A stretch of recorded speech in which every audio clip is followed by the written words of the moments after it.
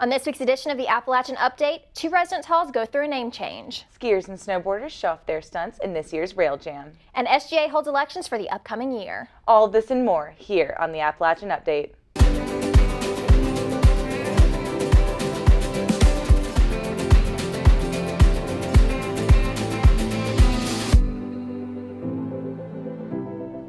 Thanks for joining us today on the Appalachian Update, your weekly rundown of what's going on around campus, provided by your student-run newspaper, The Appalachian. My name is Natalie Broome. And I'm Annie Jones. In news, Lauren Woods, a chemistry lecturer, is developing an edible laser with the help of undergrad physics seniors Jack Griffin and Jose Salazar. The laser, which creates a beam of light by exciting a medium's atoms into releasing photons, will energize edible mediums such as vitamin B and turmeric to see if they laze. The laser will be complete by the end of spring or summer semester 2018 and will be used in public demonstrations spring 2019. SGA elections are this week, with incumbents Anderson Clayton and Chris Hinton running against Dejan Milbourne and Bridget Kelly. Clayton and Hinton are running on representation, equity, and student rights. Milbourne and Kelly are running on governance, student engagement, and sustainability. Voting began on March 19th and will run through this Friday, March 23rd. Students can vote online at sga.appstate.edu/vote.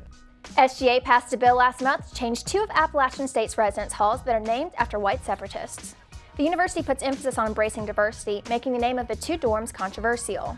The halls in question, Lovell and Huey, will be renamed in the near future, but SGA has not determined their new names. And now for your arts and entertainment stories. The Women's Fund of the Blue Ridge is holding a hygiene drive, collecting bathroom items such as soap and shampoo from March 6th through the 24th. These hygiene supplies will go to Hospitality House, Oasis, Reaching Avery Ministries, and the Ash Sharing Center.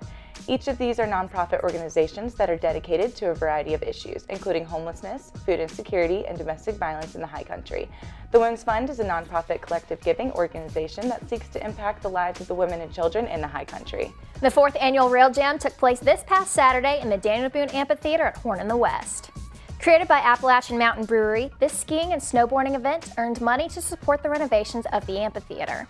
The event was hosted by a number of sponsors, including Appalachian Ski Mountain, Mass General Store, Appalachian Cookie Co., and more.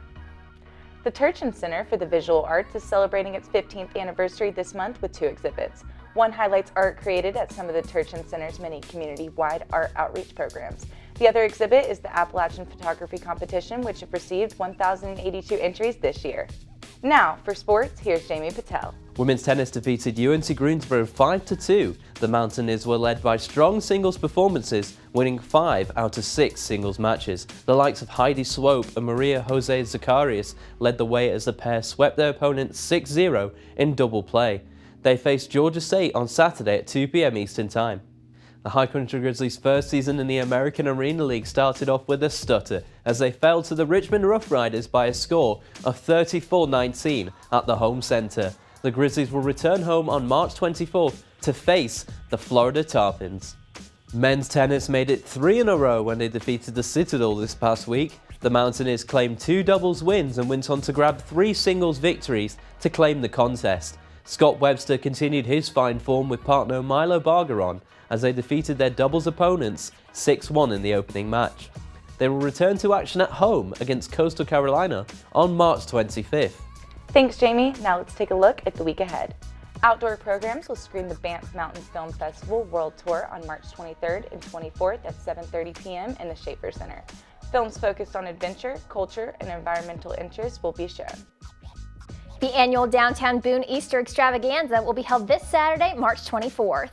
Events will begin at 10 a.m. in the Watauga County Library with a scavenger hunt lasting until around 2 in the afternoon. Pulitzer Prize-winning columnist Nicholas Kristof will be speaking at the Schaefer Center on Monday, March 26th at 7 p.m. Speaking as part of the University Forum lecture series, Kristof will touch on how students can create positive change in the world. The Asian Student Association will be celebrating their first Culture Night Showcase on Tuesday, March 27th in IG Greer Auditorium. Performances and prizes are available from 6 p.m. to 8 p.m. at no cost. That's all we have for you this week. For more news and to read full stories, visit us online at theappalachianonline.com or pick up our newspaper every Thursday.